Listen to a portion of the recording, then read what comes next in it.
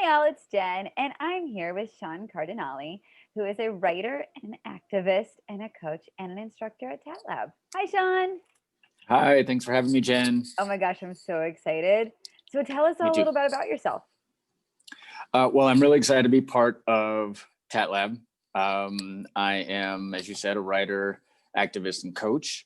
I actually met John Kim, the angry therapist, 20 years ago, over 20 years ago. We were just young bucks in Los Angeles. We were both chasing the Hollywood dream, both screenwriters, and we would have these little sessions where we'd go to cafes and meet around the city or meet out in the valley and get our creative stuff done. And life pulls different ways. Now I'm out in Albuquerque, New Mexico, and it's great to sort of circle back around to John and you and everybody who's part of this whole both journey and TAT Lab to work on self-betterment and self-care and being conscientious about how we treat ourselves and others. So I am just now starting to really get things going as far as my coaching. I sort of unofficially started about 4 or 5 years ago, and but now it's sort of more focused and more intentional, and I'm very glad to be part of all this. Nice. Well, I know you're a font of information and such a safe space to share. So it's such a beautiful thing that you're leading the groups that you are, and that you're engaging on the planet the way you are. So it's very I exciting. appreciate it. I appreciate that. You and I have had 1 or 2 really good talks already, and I look forward to more of those, just sort of offline and getting to share about how we respectively interact with folks. And I've already learned so much from you and from everybody. I try to drop into everybody else's classes. My classes focus specifically on sex and love addiction. I am a recovering addict. I'm 12 years of abstaining from my, they either call them bottom lines or inner circles, or depends on what version of 12-step you do or what specific group. And I won't name the group, you're not really supposed to, but I incorporate the 12-step sort of ethos along with the therapy that I've gotten all these years as well, and blend those two together and really just try to have a discussion, right? My session on TAT Lab is just a discussion. I don't want to lecture or anything like that. It's really great to hear people bring their stories to the fore. Yeah, no, and there's so much sharing in TAT Lab and so much beautiful vulnerability. And I feel like it's such a beautiful place for people to really hear and witness each other. Mm-hmm. Absolutely. It's a very cool thing. And especially when you're talking about things as sensitive as all the things we are. I mean, there's a trauma one. And what is yours again? What is your? I do mindfulness and positive psychology. And then I do, I don't know, it's got like the longest name ever, like growing through like fuck ups and shame and boundaries and resentment and love. And it's just like all the ways that we as humans sort of fall on our ass and try to get ourselves back up. Right. That's awesome. No, I love all that. And I appreciate the trauma part and the boundaries part. I talk a lot about both of those things because so many sex and love addicts come from either abuse or trauma, whether it's sexual or not, come from neglect, some kind of event or prolonged, event in their lives as kids or even adults. I mean, I'm finding a lot of folks come on and they just realize they recognize a pattern where one relationship sort of set the pace or tone for like the next 5. And they're like, okay, why do I keep finding myself in unhealthy relationships, or I'm the addict, or that's the addict, and I'm the co-addict. And so, like you said, the amazing part of these sessions is the vulnerability. I have a big thing about intimacy, honesty, and trust.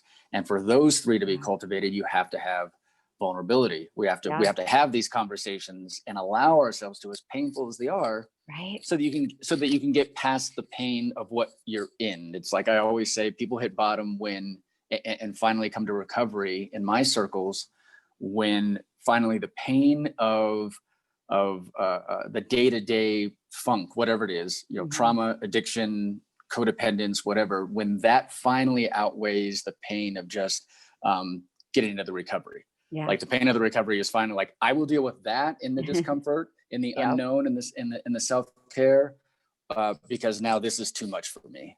Finally. So, which is, I mean, it's been good. Yeah. And when we talk about from like a healing perspective, I mean, nobody ever wants to reach that point. And yet, there is like, it's such a beautiful space to be in with people when they are so consciously choosing to, you know, go a different way and try different things and grow in new ways and be really open to healing stuff. And it's just, I mean, I think it's such a privilege to get to be with them in those moments. Yeah, absolutely. And I mean, we're so acculturated opposite that, Mm-hmm. you know, whether it's American culture, whether it's male culture, whether it's, female socialization, you know, all of that, as amazing as a place we live in together, there's just this tendency to shy away from psychotherapy or coaching and getting into the grit and the intimacy that we're talking about. But you have to live there to, I think, to live a better, healthier, and in the case of 12-step in particular, spiritually led life. Yeah. So yeah, like you say, it's an honor to hear these people just bare themselves. They'll put in the chats as we're going, like, oh my gosh, like, you know, they're all thanking each other. They're like having these side chats about like, thank you for sharing. That was amazing. And I can't stay on the chat because of course I'm right here in front of all the folks, but I see them talking as we're also talking real time. So obviously this is doing some really significant good, you know. No, it's incredible. And that's wonderful. Yeah. Well, and I think, I mean, and I don't know if you have this, but you know, I was raised in Los Angeles, and so I always have this like, you know, like there's always like the veneer, you know, of like, here's how it's all supposed to look. I mean, you know, and this is how we're supposed to act, and this is what's supposed to happen. And obviously, you know, also doing this work, I am super, super aware of like, no, like magic comes from the vulnerability. It comes from the intimacy. It comes from the truth. You know, and again, yeah, like there's still this like setting in my head that always says like, okay, so we're going to say all the nice things and we're going to do all the good stuff and we're going to give all the correct answers, and, you know, and yet then you sit in a room with people and there's such power in being vulnerable, you know, because I think what happens and what I get a kick out of is seeing when, you know, one person will share and be really open, and then everybody else, you know, can validate it and be like, yes, that happened to me too, or this is what I did when I felt that way. There's no shaming, there's none of that. Like our human experience is so much more shared than we realize. And I think because of all those, like all the shoulds and all the walls we keep between each other and ourselves, and really it's when we start taking that stuff off that, you know, hearts come out and people actually like start living and breathing in whole other ways.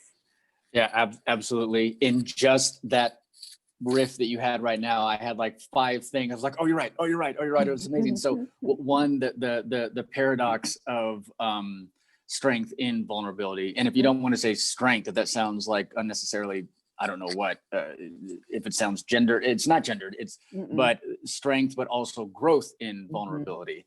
And once in the 12-step rooms, like no offense to my oldest friends, I'm blessed with 5 or 6 friends that I've known since I was like 12, since when I was like, you know, 4.5 feet tall. That's and incredible. We all still get in touch. Yeah. And no offense to them. And they know this. I love these brothers dearly. But I have learned more and have gotten more intimate with the hundreds of people. You know, there's a core group of us still since I walked in 20, whatever that was, 2008. There's still a core of us, you know, 5 or 6 of us who have been there that entire time. Yeah. But in general, I've met like hundreds of people, and and for those who stuck around and really worked on it year after year after year, I mean, you hear stories you would never hear just sitting with your family or just sitting down with your friends. And you know, there's a time and place for everything. But again, my point is that these sessions, these relationships we have in coaching and therapy and 12-step just really encourage us to, you know, it's like the original AA 12-step. There's a share or something where it's drop the rock. Just stop carrying that, like, you know, it's almost like Sisyphean, you know, stop rolling the boulder up the hill to have it smash you again, and doing it again and again and again, you know.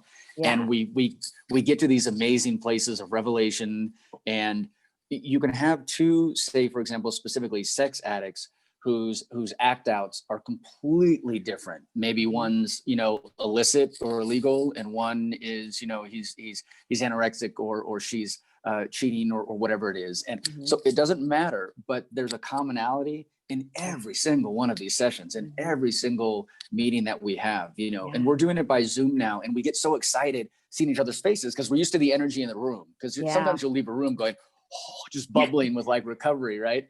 And but we're still getting it on Zoom, and we're glad to see each other's faces and not just do it by phone now. So it still helps. But yeah, it's amazing how, you know, and that doesn't mean that I'm contacting every single guy every single day.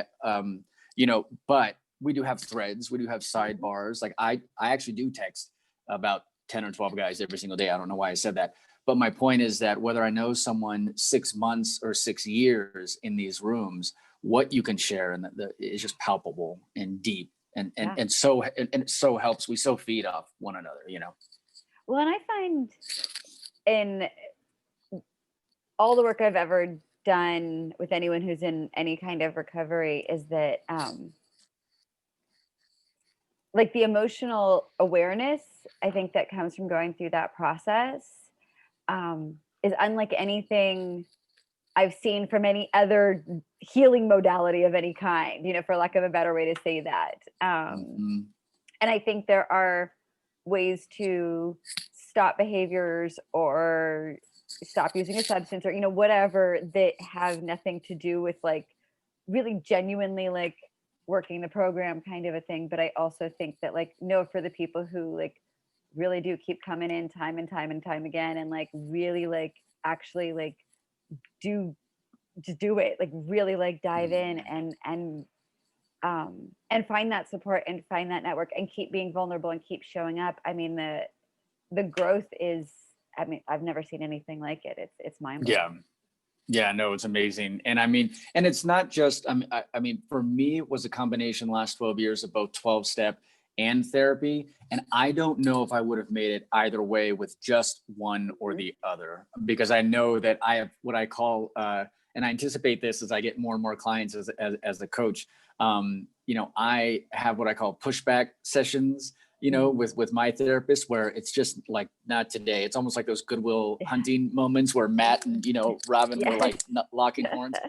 We kind of do that. And it doesn't last, and and I'm not really angry. I'm just like, he's pushing my growth. He's pushing my boundaries as far as how I recover and what I do to take on, you know, to get to that recovery. And, that's just incredible if we can allow ourselves again to be more vulnerable. Like you were saying, the work transcends our differences, which I think so many religions and so many like self-help groups or books or whatever try to pinpoint or try to, you know, sort of intellectualize that magic. And I don't know that there is one. I just know that the combination of the two things that I've done and with other men and women, again, it's why they, you know, it transcends politics, it transcends gender. We could be radically different people in our lives, in our personal lives, once we leave the room. But when we're there, we are addicts in recovery. And when, you know, and when I'm sitting there with my therapist, I'm an addict in recovery, working this out, you know, peeling back the layers of the onion one at a time. And it's a beautiful process. It really is. No, it's so cool. So tell me a little bit about like from a specifically sex and love addiction, as opposed to sort of like, I mean, let's face it, like AA and NA, like I think everyone sort of knows what's going on there, and what that kind of addiction typically looks like. What does sex and love addiction look like? So I'm glad you asked, because a big part of what I want to do, and I don't know if it'll happen in this, I think my class is going to go about 3 or 4 more weeks, and I'm going to give it a little break, kind of pause, and then restart it again. But I'm not sure. I may change my mind, you know, this week.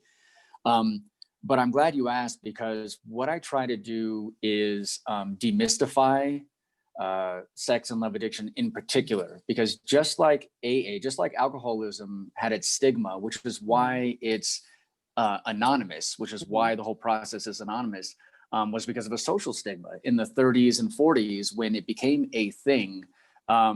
You were a bum, you were a drunkard, you were, you know, the uncle in the family who could not find success and couldn't get his life together, or the aunt who was like the spinster and was alone and just kept drinking, or whatever it was, whatever stereotype people attributed. So that's why there's the anonymous part. It's not a sect, sect. It's not a religion. It's not a cult or anything like that. It's just so that we can protect our lives, our jobs, our livelihood. Especially, God, can you imagine today, in like the clickbait and cell phone era and internet era?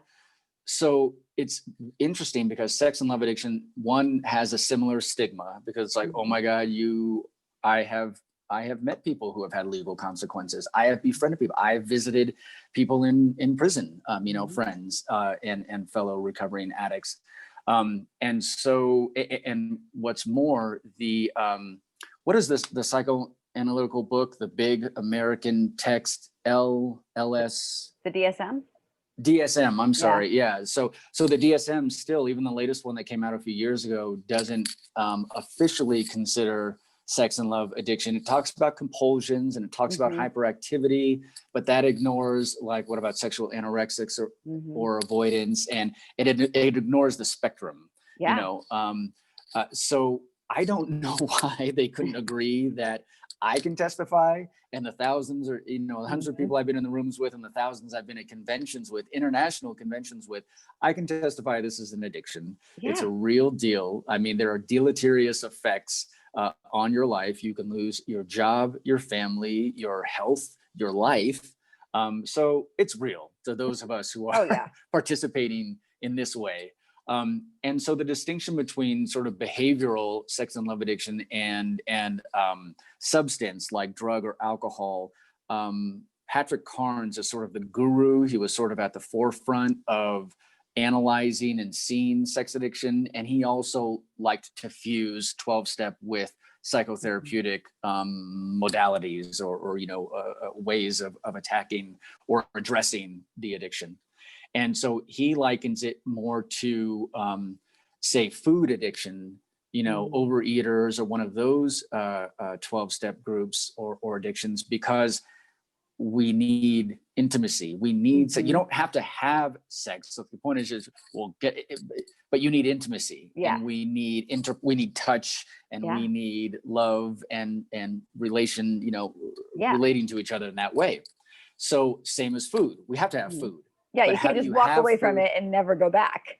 Right. Okay, you're gonna die. Same thing with, and you may spiritually die, or you may actually physically die. I mean, there are plenty of, there's plenty of all the usual withdrawal symptoms, the depression and anxiety and all the things that happen when you withdraw. So the main thing is just to recognize that it is a behavioral, but it's a necessity we're trying to reincorporate back into our lives healthily. It's not that you walk into a 12-step group and you're like, I'm not having sex, or I'm not watching porn, or I'm not doing X, Y, or Z. It's how do I do these things healthily? Or in my case, I'll be very specific. So I am a porn addict. So I would say I'm never doing porn again, right? As much as I can help it, I'm never doing that again. And it's not even for me like, oh, I can dabble. I can't dabble. That's why I'm in the rooms, right? That disconnects me from any actual face-to-face, person-to-person, heart-to-heart intimacy. It just negates that. I can't do the one if I have the other, which is what happened to my marriage. So the one thing is that, you have to rebuild your intimacy and sense of sexuality more healthily. And the second thing is that it is each person's, different from AA or NA, just put down the needle, put down the bottle, don't pick it up again, and then do the work to not pick it up again. With behavioral addiction, like sex addiction, there are gradations. So, right, like I said, you want to be healthily sexual, but not re-trigger the stuff that got you in the rooms in the first place. So one person sitting right next to me, could do porn, but goes out and sees prostitutes. Or the person on this side, maybe can't touch porn, can't do anything, and is sexually anorexic and completely shut down. So that's why it's important. And I say it almost every session I have on Tat Lab. You all decide, and I'll help. I'll sit there and coach, and we'll talk through it, and you can bounce things off me. But ultimately, each person has to decide for him or herself,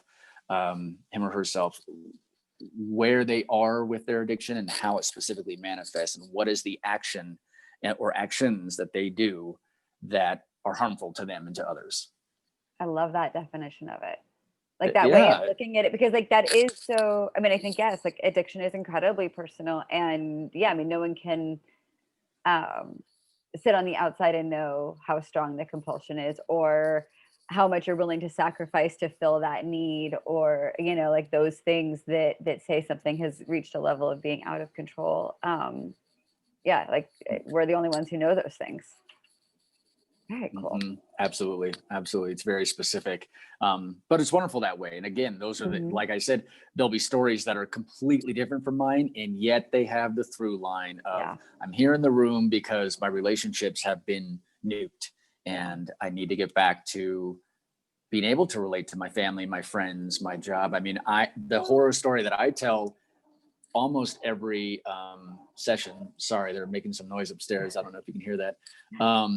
But the story that I tell is like, right before I got in the rooms, I was on a TV show where the producers were behind me. My laptop was facing them. It was a glass wall between their office and my space. And I would surf for like porn and other terrible shit. And they're right behind me. I could have been caught. I mean, that's the bottom, right? That's the desperation and the two things that we say, the powerlessness and the unmanageability. I'm powerless. I can't stop the action. And then the unmanageability, my life becomes a wake of, detritus. There's just this destruction behind every time I'm powerless. Now I have to manage, becomes unmanageable. Like what new lie, what new excuse, why was I late coming home? Why was I this, that, and the other thing? And so those are the things we're talking about in the class. People are really sharing their particular narrative and why they're on with me in the class. And I'm like, well, God bless you for just getting here in the first place. Oh my God, that's such beautiful work you're doing. I love it.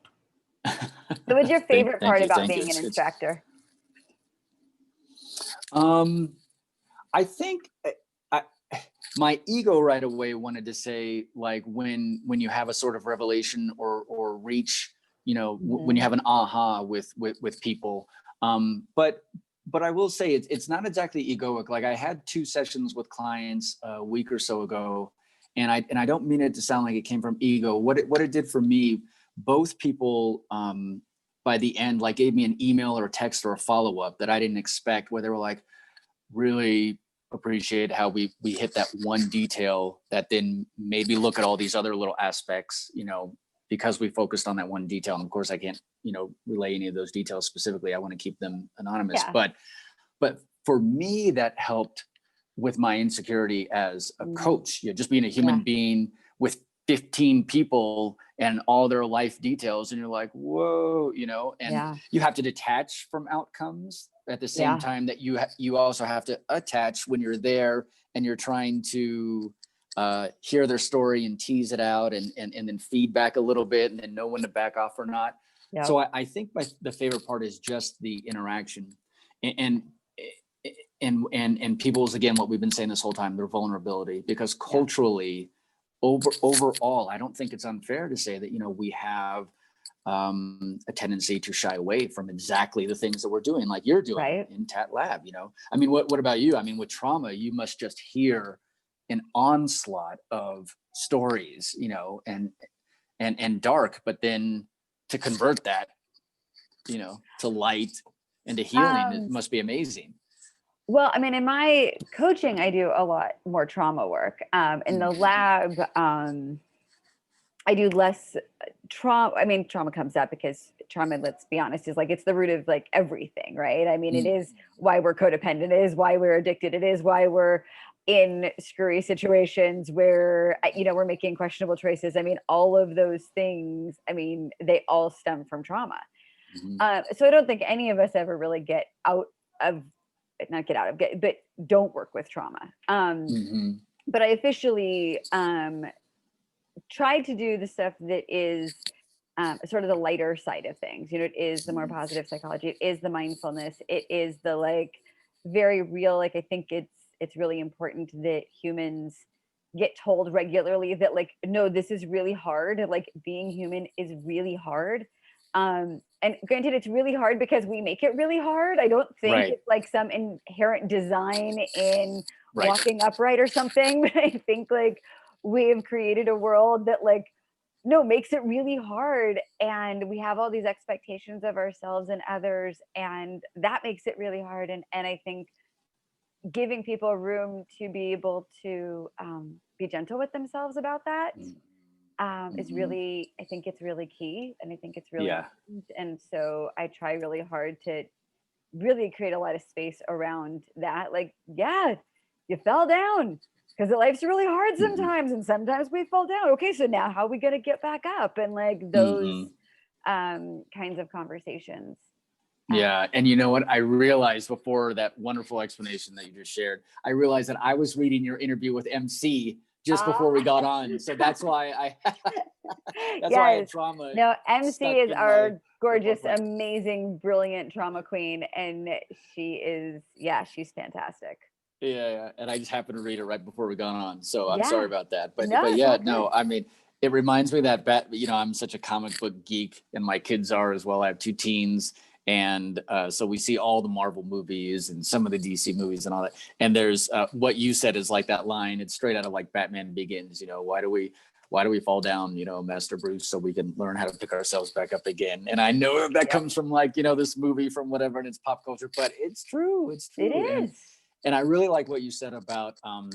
I'm glad that you added the it's not inherent, right? Because that's kind of like the Buddhist thing. I Yeah. mean, struggle from that point of view is what we put on the things that happen to us, not because shitty things don't. Of course, terrible things happen to Right. people. It's a lottery. It's not like they deserved it or they didn't or this or that or you're a good person and stuff just happens. I mean, I lost an aunt of mine years ago from this terrible round of cancer. And I mean, she was an angel walking the planet, right? But stuff happens. But what we do with those experiences Yeah.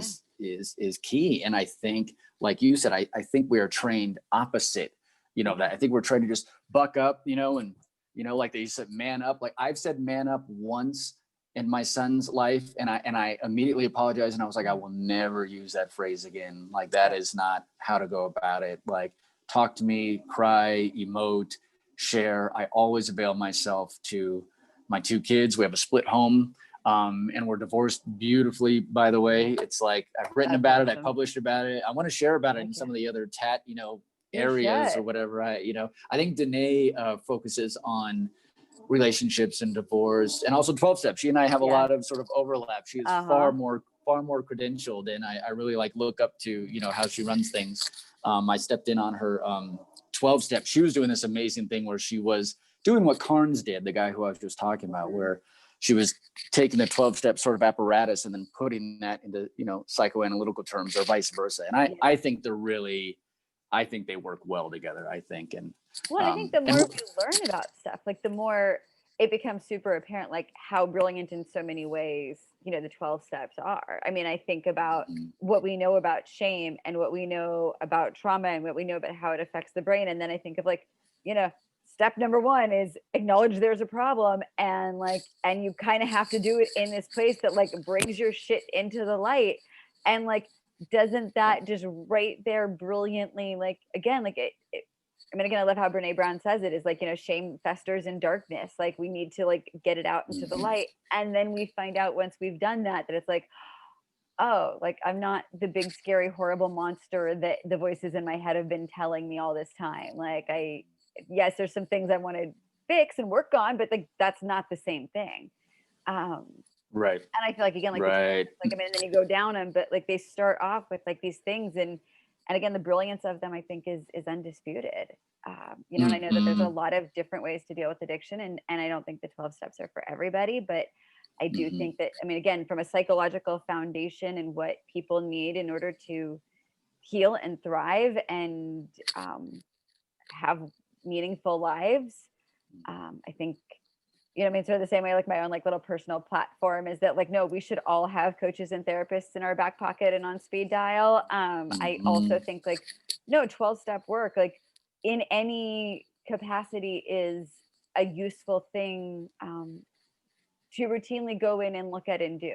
I mean, I think we are always at a place where we can do better. I think there's always places where we can make amends. I think there's always places where we need to bring our shit into the light. I think there's like, I think so much of that work is applicable across all groups always. And yes, and I think it like really, really extra serves in those circles. you know, Yeah, where absolutely. I mean, there's a you safe space to share. absolutely. And early on just now, you hit it on the head. It's not 12 step isn't for everybody. It's true. But I think you could 12 step almost any obstacle, hurdle, conundrum, something that incapacitates you that you can't get around, you know, you have to go through, right?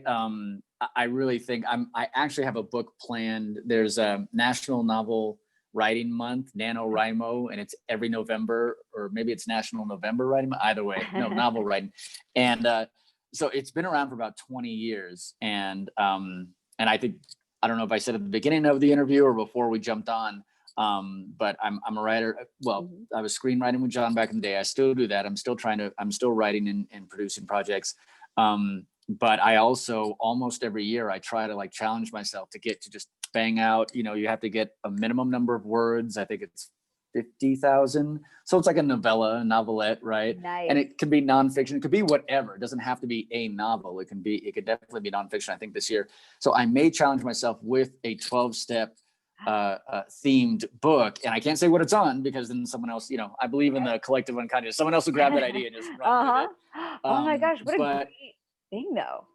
Yeah, just to try to challenge, because I usually have done fiction, and then I did something semi-autobiographical and like memoirish a couple of years back. But this year, I think I want to try something that's like in this coaching mind, in this, you know, self help and recovery mind, and try to challenge myself to write something this November. And again, it came to me. I jumped out of bed the night I thought of it. I started to record myself, and I go back to sleep, jump back up. No, I got to record a little bit more, and then I transcribed all that. So it really hit me hard, but again, it was applying 12-step. Oh yeah. I could not go to sleep. I mean, I those are like the magic. But I was like, oh nope, there's more. No, you have to get it right there in that moment. Totally. And if you let it go, like you lose it, and it's like in the next morning or 2 days later, whatever, you're like, come on, there was this thought. It was so good. Totally. And there, can't wait to hear it, to read it.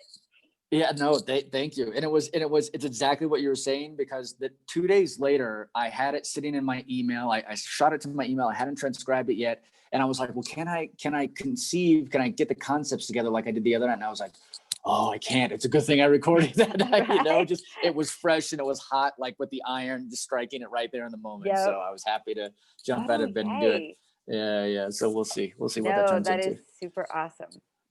Okay, so what do you wish, like in the world that you walk in and the people you work with, like what do you wish people knew about themselves or about the work they do, or I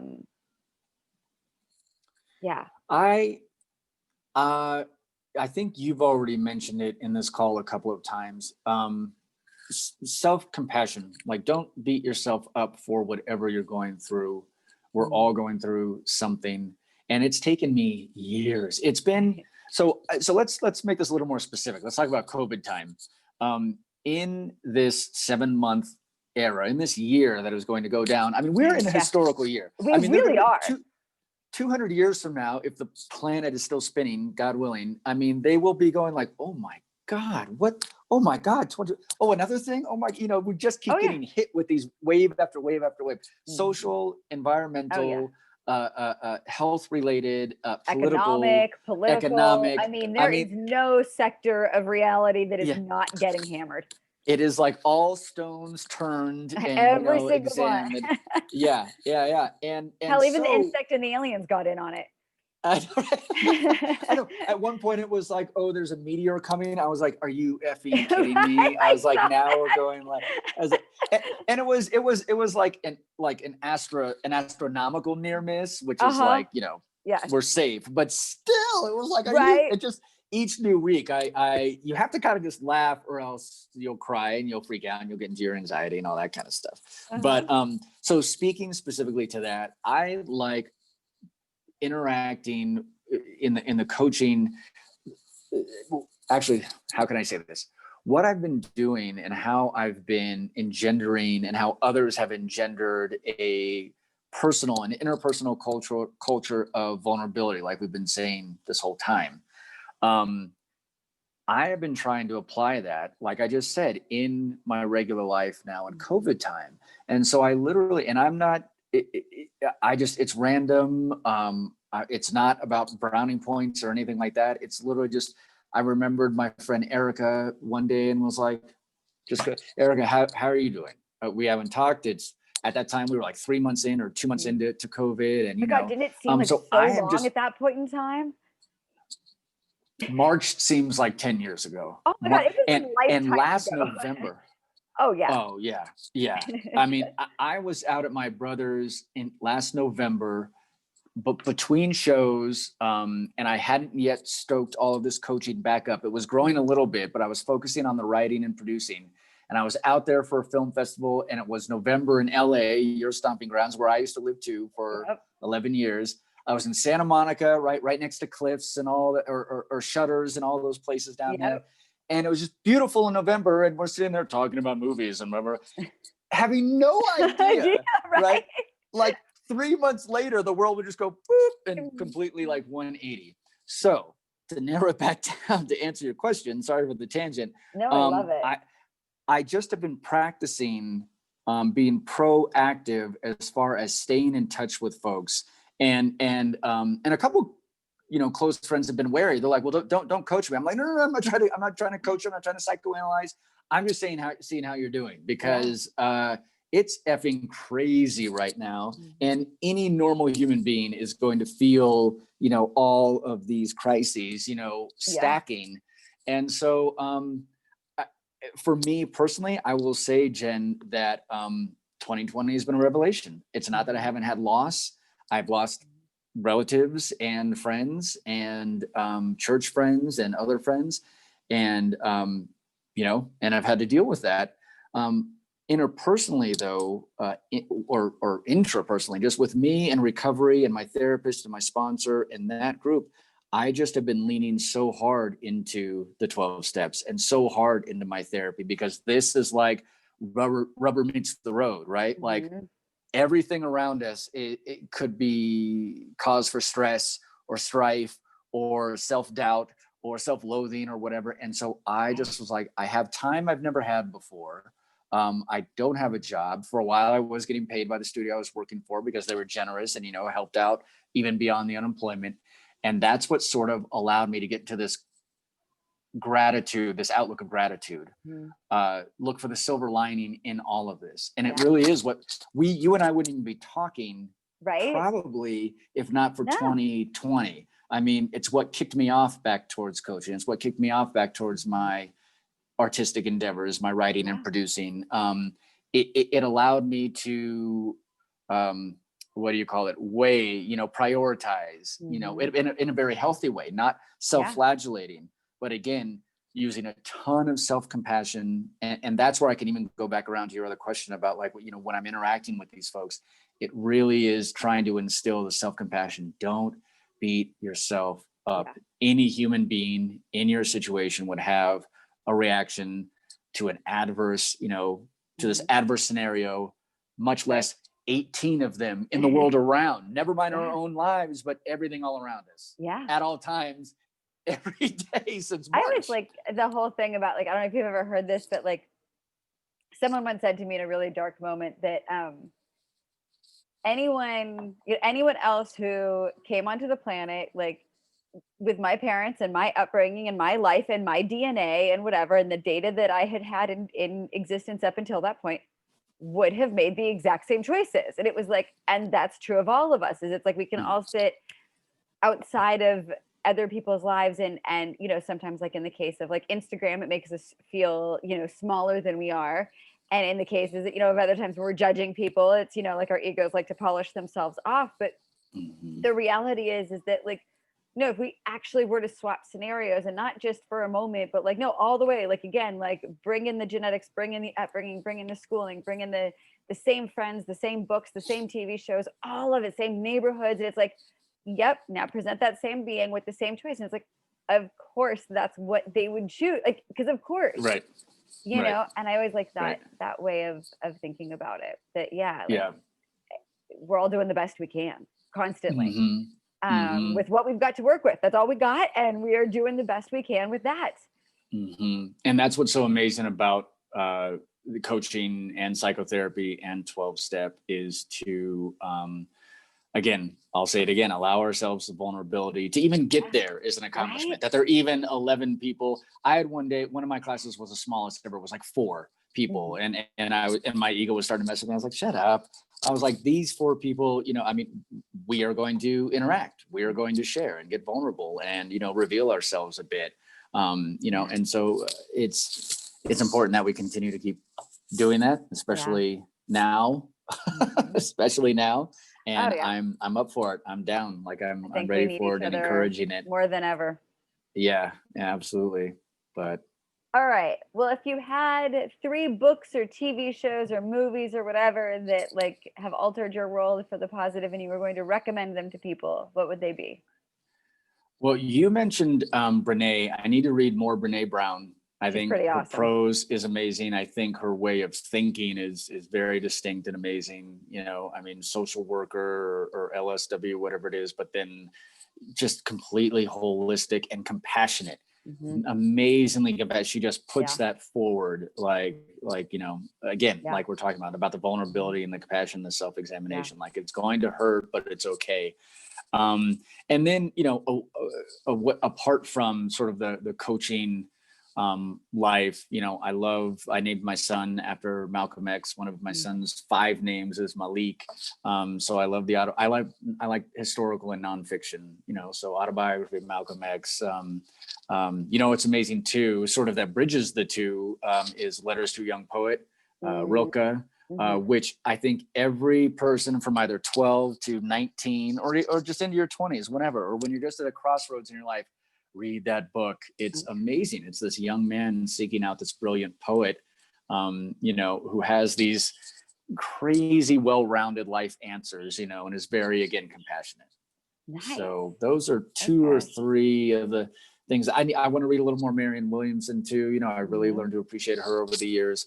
But yeah, otherwise it's usually political or historical, like for a lot of the other things going on right now. Of course, I'm reading like Michelle Alexander's The New Jim Crow, and you know, and it's really dark stuff. But again, it's knowledge that I'm soaking in to get through the darkness, you know. So those are, and comic books. Kids and I are all about the comic books, you know, so that's always fun. No, Marvel. One of my daughters is super, super, super into the Marvel universe. And, you know, I thought I was sort of like reasonably literate. Like I knew I wasn't like a huge hardcore fan, but I'd grown up enough around like hardcore fans, and I have enough, you know, friends who, you know, are like, you know, they've been going to Comic-Con since it started. I mean, this is like their universe. I thought like I'm fluent, you know. And then she started talking one day and it was like, oh God, honey, you're talking about people I've never even heard of. Like, I got to get up on my game. Like, I'm so far behind. I haven't, like, it's been like 7 years since like I like dived in. Like, obviously everything has changed. So we've been going through the Marvel movies, like, you know, sort of one by one chronologically. And it's funny because so caught up on the comics and the movies and all of it that, you know, she'll frequently like, you know, erupt in the middle of a scene and start, you know, yelling about how he's going to turn out to be such a jerk and you're going to hate him and da-da-da, you know. Right. And I'm sitting there going, that's awesome. Maybe, but today he's saving the planet, so I think he's okay for today, right? That's where you got to say, spoiler alert, I'm not there yet. I haven't gotten to movie number 12 yet. We're still on movie number 9. Oh my God, she's the worst at spoilers. So. All right, so what coping skills, wellness modalities, health things do you use in your daily life to stay, you know, sane and centered and on track? Well, like we've said before, I mean, 12-step saved my life. And I say in my sessions, you know, it didn't save my marriage, but it saved my life. And also it's saved my divorce because my ex and I work beautifully together. We co-parent. I mean, it's not that there aren't arguments. It's not that there isn't tension, but we're not the parents sitting across the basketball court, you know, because we can't stand each other, you know, and you see so many parents that do that and it's really sad. But so just in my day-to-day life, I've got to stay up with my meditation. I have a lot of anxiety and sort of an anxious depression, but it manifests more often as anxiety. And then, and so I use the meditation for that, exercise. With 12-step, there are so many like prayers or parts of steps that you can use as like mantras, you know, or just crack open the book and read a couple pages. And then in therapy, I had a body-centered therapist, almost like a neo Reiki kind of thing. I can't remember the specific name of what he did, but he was an LMSW, an MA, and so I had to, because of the trauma in my youth, which directly led to the porn addiction. Thank God I found this guy, because we would do, twisting the rope, where if I'm having a rageful day, so he saved me from rage addiction as well. Okay. Or not rage addiction, but I don't call it anger management. I call it rage management, because anger, I feel, is like an appropriate response, whereas rage is where the response outweighs the stimulus. So like literally like exerting, physical exertion, twisting ropes, twisting a towel, screaming into a pillow, just sort of push and pull techniques where it's allowing that stuff to come out, but in a safe, contained environment where I'm not going to hurt myself or others. And it blew me away. I mean, the first time I was so reluctant, the very first time I was like, I'm pissed off at my dad, I'm pissed off at my mom, pissed off at my wife, and this and that. And he's like, let's go over to the couch and the pillows in the area over here. And he's like, take that rope. And I was like, what the hell? And it turned out to say, you hear about that stuff, you don't think, you're like, I'm not mad at the damn rope. You're like, oh, so like I have to show you. Damn It doll. One of my clients gave it to me. Its whole purpose is for you to beat the shit out of it. Like literally you're supposed to like grab it by the legs and like slam it into stuff. It's called a damn it doll. It's like one of the coolest gifts I've ever gotten from a client ever. And I love it because it's I should totally have one of those, because to this day, I'm better with people, but inanimate objects still sometimes tend to get my phone, of course, because we're always on it and it always often fails. So when I want to throw it across the room, I will literally, a technique, what we said early on is I had to grow a fuse. I didn't have a fuse. It would just be like one, boom, I'm gone. We're in the argument. Like we're here, like let's go. And I don't feel comfortable yet coaching on that, but if I could learn sort of a more mainstream modality and then take what I've learned in therapy and then morph that, I would feel comfortable. I wouldn't do it right now because it's literally so volatile. Like I can't have other people's lives, interacting in that way on that. But yeah, it would be great to figure out a way to maybe coach on that, because I had to grow a fuse. At the same time, I had to grow my acceptance of my addiction and just, Yeah. And it's such a beautiful thing. Go to it. Yeah. Well, I think like once you've been through something, your ability to, not that we can't coach each other through things we haven't experienced in life, but I do think there is a different kind of empathy that exists when like you can really look at the person across from you and be like, yeah, no, I get why you think that this isn't going to work or that this isn't your thing or, whatever. And that's okay. And we're going to try this out, like, trust me, like this really, like, there's these things that like, I swear to you, like, I remember being where you're at and like, there's another way. Yeah. My therapist, the hardest one was, it probably wasn't the tower. It was audiating.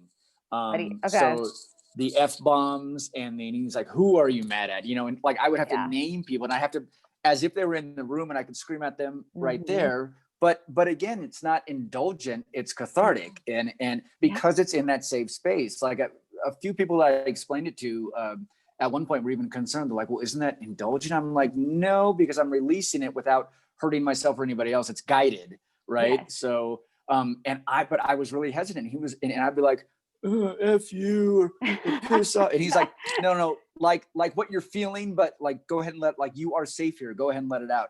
And boy, when I did, I would come out there a little scratchy, but huge work. So somatic work like that, rage work like that, 12-step, and just addiction specialty in the therapy that he was using. Yeah, that's how I got through. Dude, it has been awesome talking to you. Likewise. All of this. Thank you. Is there anything else you want to add before we bounce? I don't think so. Just thank you for providing me, this platform. Oh my gosh, this is so fun. And I could probably go another hour or two with you, I'm sure. But well, maybe we'll do a 2.0 someday. That's right. I'll be happy to. And That'd be really, great. thank you for inviting me to this. And it's been wonderful. And It's been lovely. been happy to share. Thank you Have a very much. And to wonderful hear all your day. stuff. You too. Take care. Bye.